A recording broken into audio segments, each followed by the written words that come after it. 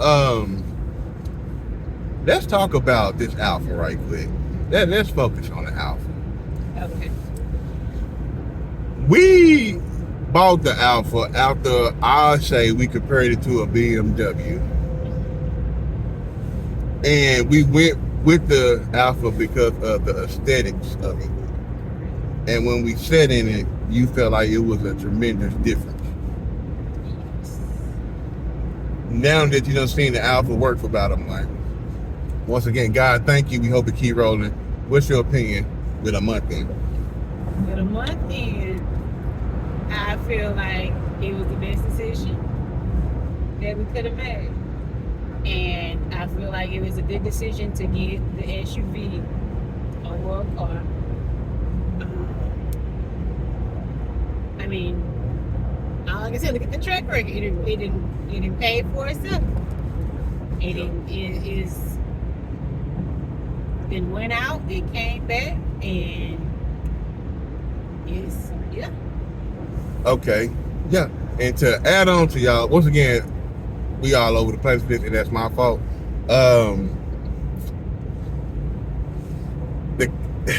Man, we trying to put these on an 18-month rotation, because if we utilize a line of credit that's available to us, we can turn around cars 18, 12 months, 6 months. And the fact that it surpassed what it needs to make, even on an 18-month plan, to have it paid off in 18 months, it was like, man. So that's another thing. And once again, you just never know what's going to happen. Anything can happen, but you got to take a chance and roll it up. And yes, we went through the whole stack of car versus SUV, luxury versus economy. We went through all that conversations. All those conversations. Sorry. And I gotta say that Tiguan too, man. That Tiguan. Do they know it's on a month-long rim?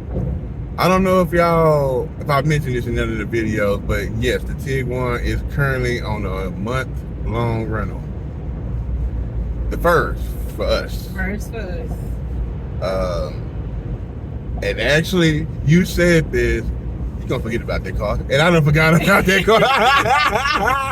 I done forgot about the car. I mean, I made a payment on it, so I can't say I forgot, but also, one way that we can never truly forget about it is we get the notifications when they open the door, they got the trunk open. When you buy a Volkswagen, when they say you and your Volkswagen is safe, ooh, the truck tried to take Turo. The truck tried to take the Ram cam out, y'all. No, that was my bad. Every new Volkswagen, from what we were told by the salesman, come with the app. The Volkswagen, my Volkswagen app. That thing lets you know every time you open a door, windows, sunroof, unlock it, start it, remote start. You can set it to, parameters. You can set it for speed. You can set it for curfew. And let me tell you one thing I know that damn app gonna tell you. Let me tell you how good the app is. It'll log you out and still tell you. Because when you go to use the app, you got to log all the way back in, but then gave you 45 notifications. The damn app's so good, the Tiguan's so good, it'll tell you, hey, it's about to rain and your sunroof open.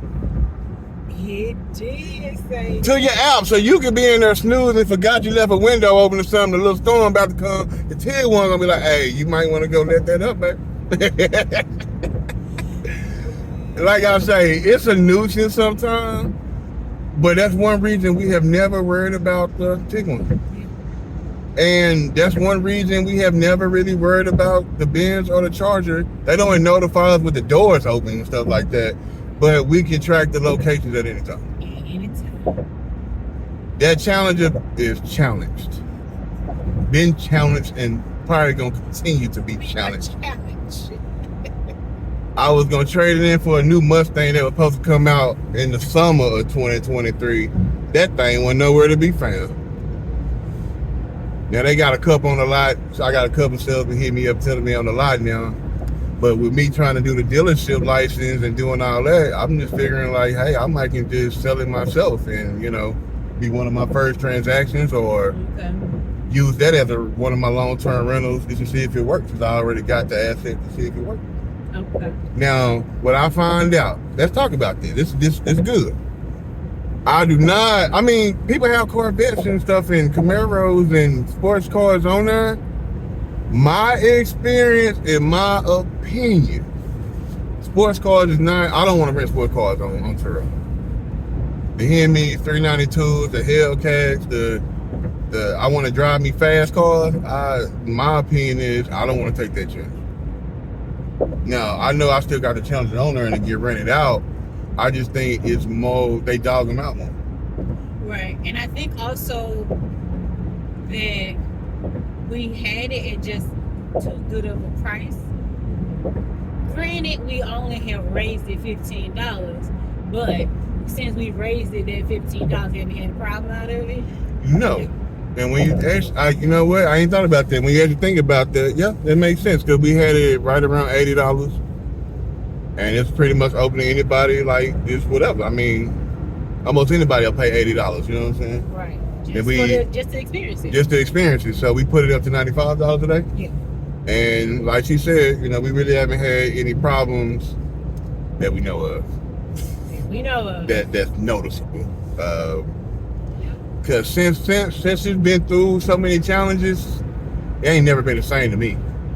And that was like with 15,000 miles on it, 17,000 miles on it. I was like, the car didn't useless almost. Okay. I just ain't never been the same. But I mean, I haven't decided on what exit strategy, and I was working on a certain kind of car. I was going to potentially trade it in for a Honda. And let that Honda run and see what that Honda do. But literally, I walk into a Honda dealership and nobody speak. Or I go to a Honda dealership and y'all ain't got not a now car. All y'all got is the big old SUVs, and it's like I wasn't ready to make that big commitment on the big SUV. Right. But as far as the HRV and the Civic, nah, they ain't had none of that. Because I was gonna try the more economical route and seeing, you know, play that a little bit. So like I said, we looked at cars, economical route, used, new, luxury versus not. Very nice. And crazy part, we're gonna go through it again. Well, I'm gonna go through it again because that's me. That's what I do. She run the day to day. I do the maintenance and handling most like that. But adding to the fleet, trying to see what we do, that's me. But also the bad treatment and people not having cars is another reason why I'm trying to go independent and see if I can just be the dealer myself, be the plug myself. And just, I mean, it's gonna take a while to build it up the way we need to, but you got time.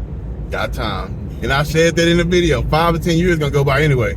It is. So what you gonna do with it? It's gonna go by anyway, and I'm have more than one stream of income. Just put it like that. And I'm trying to establish even more. So I'm not totally relying on Turo. I'm not trying to totally rely on the dealership or the rental car. I just hope the whole ecosystem that I'm building takes care of everything. Yeah. Ooh, I'm about to put you on the spot right quick.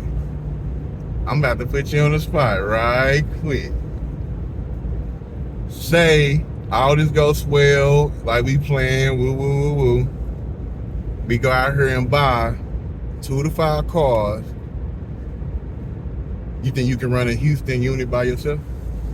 I mean, with help, of course, not totally by yourself, but we put a small team around you in Houston. You think you can run in Houston by yourself so we can have the DFW team and the Houston team? The short answer is yes. Okay, what's the long answer? Long answer. I was just saying because, like you just talked about how you do the maintenance and stuff that I don't even think about. Like, yeah, when a car tell me it's time for oil change, I don't think about that. But I'm not going to be thinking about like looking at the tires and stuff. That's not something that I do with my own car now. So I would have to have either a dedicated person to do that, is how I would say. I would need a dedicated maintenance person. And then once if I have that, then yeah, I'm good with the app. I'm good. I'll still continue to detail it, but I gotta have somebody else got the maintenance as far as the tires, oil change, stuff like that. They gotta take care of everything. No, that makes sense 100%. Okay then. So that's what's up. Because outside of just doing Turo teams, like I say, it's the independent front working. That's the way, my God and my Lord want me to take my life. I mean, Houston be next, but I'm not sleeping on San Antonio or Austin, just in the Texas area, because Texas big, and Texas got big metropolitans. They got big money. They got big needs. You know what I'm saying? And it's just like, I'm not finna confine myself just to Fort Worth, just to Dallas, just to Houston. It's like, man, we can set these small teams up, and we got the blueprint, we got the business model now, and let's go implement these in Texas and make it work in different cities. Because if it work in Texas, I know the laws change here and there, but why we can't go do this in Georgia? Why we can't go do this in Tennessee? Why because we got the business model. We got the business is us. It's just, you know what I'm saying? Right. So we just follow a model that works, and we continuously making it effective and efficient and more profitable. Why not? And that go with my plan. With y'all disrespectful folk, we might buy y'all out for real. Or we might set up shop next to you and run you out of business. Okay. Because I don't like the way y'all disrespect me when I go in there and just try to buy cars, not asking for no discounts, no hookups. I don't like being lied to as soon as we get through the dealership door. Right. We were literally looking for 3 cars. I mean, ready. Like, we just trying to make sure the numbers make sense. We about to buy 3 more cars and keep it pushing. Do you know the sales manager at a certain dealership lied to us? I mean, we wasn't there 3 seconds. Like, we stepped to the door. Hi, how you doing? Lie. Bypass that. She called it more than I did. So, like, I'm always a divide and conquer person. She go test drive it. I'm trying to get the numbers. Do you know I still don't have the numbers for that car? We was trying to buy. We don't need no. Bruh. Crazy part is, if y'all talk to me the right way, I don't mind y'all running the credit, see if y'all can finance and shit. I don't care. Cool. You know what I'm saying? Now I can buy 6 cars. Because you finance 3 and I'm going to pay cash for 3. But you so ignorant to the fact of running off customers and not wanting to make sales or do it y'all old custom fashion way of selling cars. You blew a whole customer, bro. And yes, he was black. So it wasn't a racist thing. I don't want to say it was a racist or he maybe thought I was black and I ain't had no money or woo. It was a black man. They lied to us before we even, bro, that man. And once again, that's why I'm trying to go my independent route, because I'm really tired and I don't like this approval process, waiting to see if I'm approved, waiting to see get permission, or I gotta tone down and dumb down and still give you my money. I gotta accept lies and BS and still give you my money. I just don't like that part. Then on the other part, I'm trying to get to the point where we are our own bank, because I'm tired of our people paying 18 to 21% on some raggedy cars, man. High mileage raggedy cars. And I understand they put themselves in a credit situation. I get it. But raking them over the head even more and putting them further in a financial hole is not going to help them. Bro, you can't get out no hole paying 18 to 21%. Yeah, I get out. There's no way out that hole. Like, it is a way. Don't get me wrong. If you pushing some products and services that good and well, you wouldn't need to qualify for 18, 21%. You wouldn't need what they call special financing. And the only thing special about that financing is they bending you over with no Vaseline. They giving you the special without the lubrication. That's what they do. That's the special about it. You special because you buying their yachts and rental houses and condos and summer houses, goddamn me. 18, 21%. times a whole community. And it ain't just black. It's anybody with bad credit. It's anybody in a financial hardship. Right.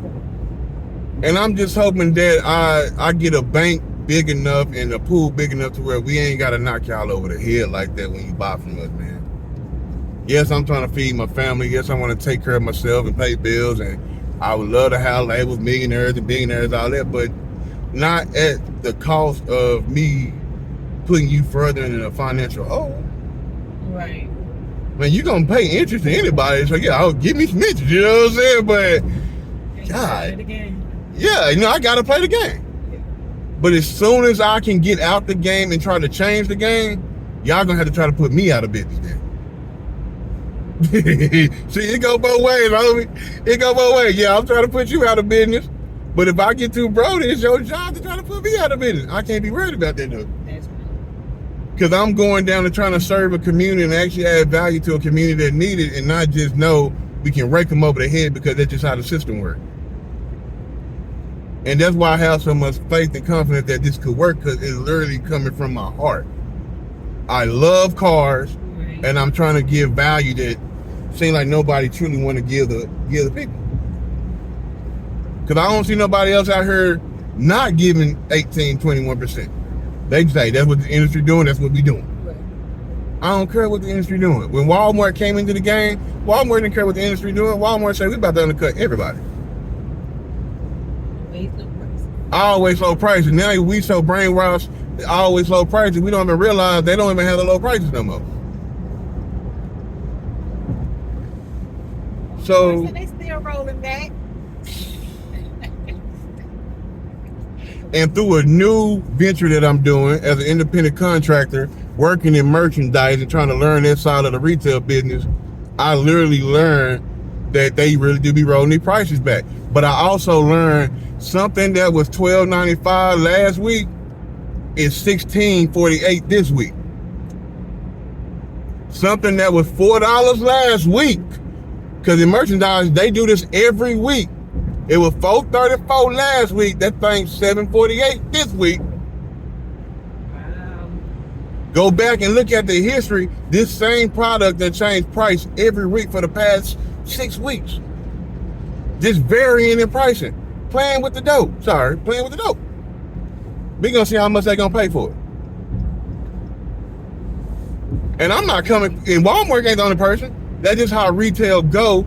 And that's why I took this venture. Not only because I want to try to see if I can pretty much put some of this dealership buddy together, but it gave me the opportunity to learn more about the retail business that I do indulge in, that I definitely need to get better in. Right. But I still get sales off my retail and my e-commerce, but it's just like learning how pricing go. And all how, man, it just opened my eyes to how business go in different sectors. And of course, I'm going to try to apply that to my own business, even with Turo. Because pretty soon, we're going to have merchandise. And in the retail stores, in my dealership, we're going to have different things. And even with fair market value with cars, I'm going to have to learn how pricing go with that.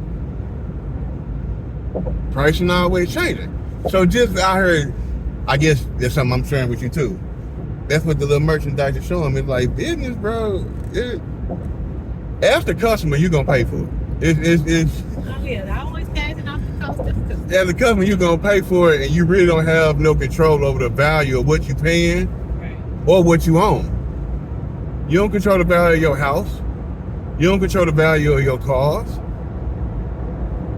So, man, once again, just opening up your mind to learning different things about business, different aspects of different industries can really help you, your bottom line, period. Right. Let me see what else we can talk about. Once again, we do apologize. It's just kind of improv, just kind of all over the place. I kind of put it on spot.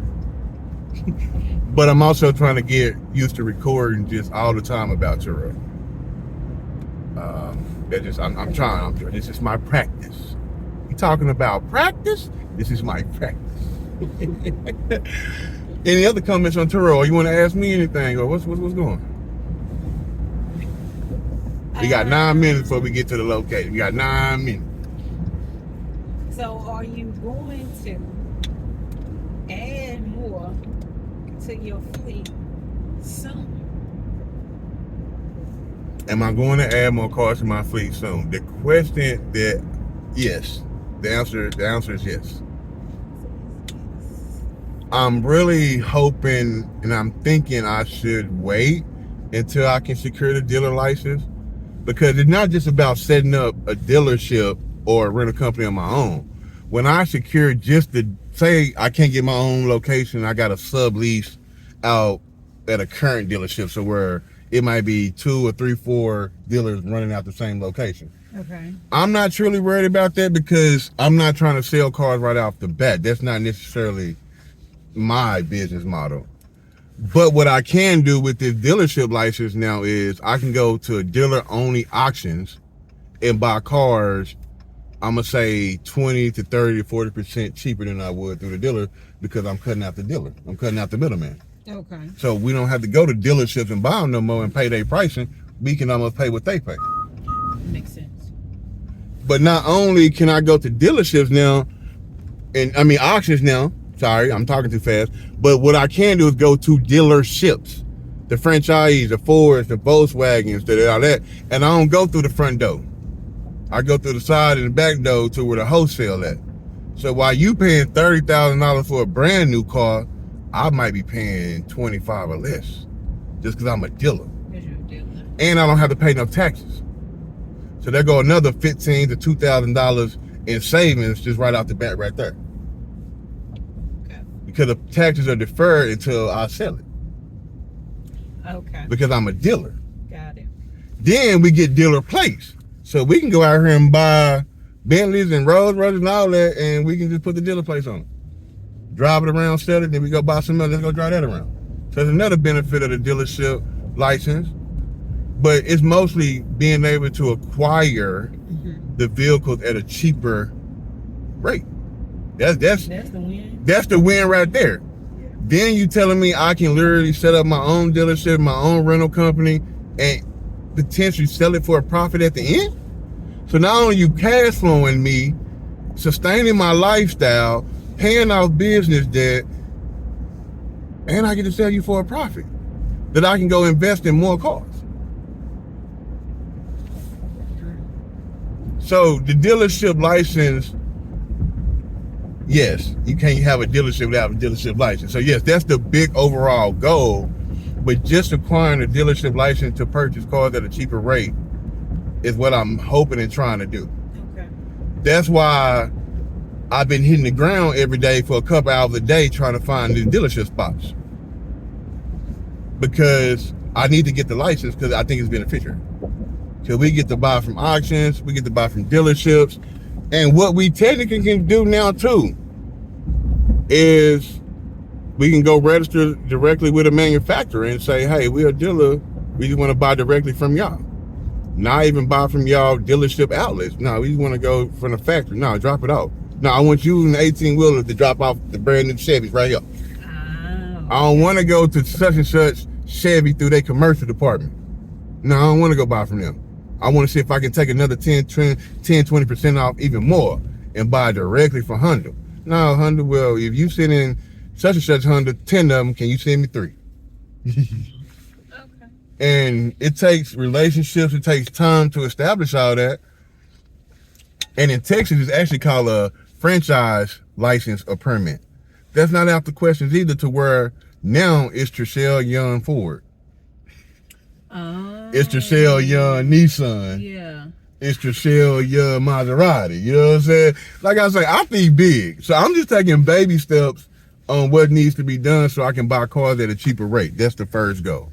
Buy cars at a cheaper rate so I can pay them off faster so they can be totally cash flowing assets. So when I sell them, I know for a fact we're getting profit. Because if they paid off early, they done paid themselves off and still generating cash, then I sell you for more cash, bruh. It turned me on just thinking about it. So I don't care about broken windshields no more. I got it, because the pool is the pool. Right.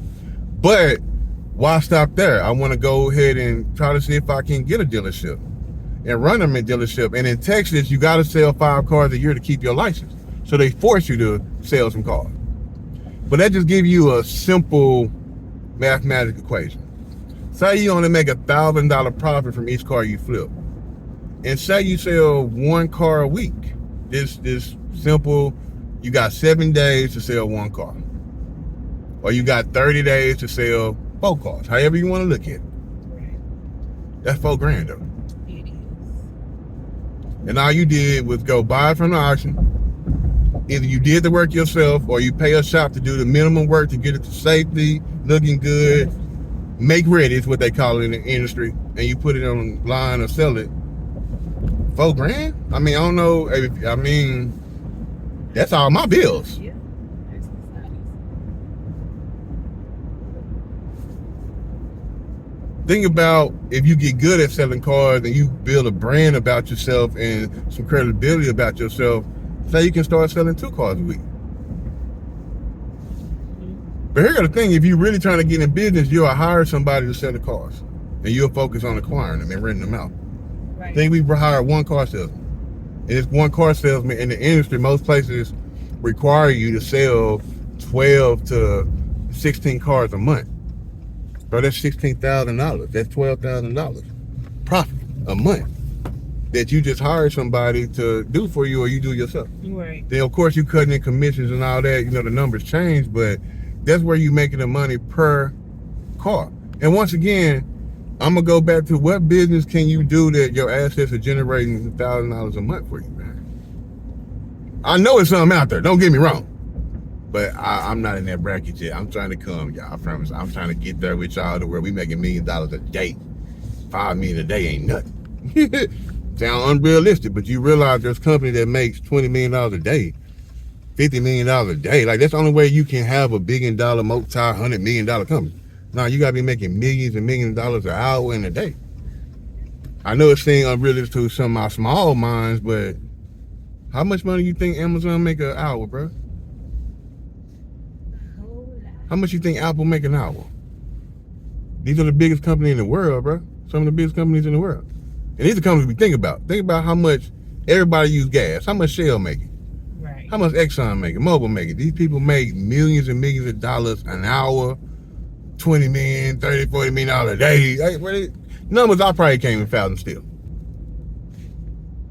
But everybody started somewhere. You know what I'm saying? Start small. So, you know.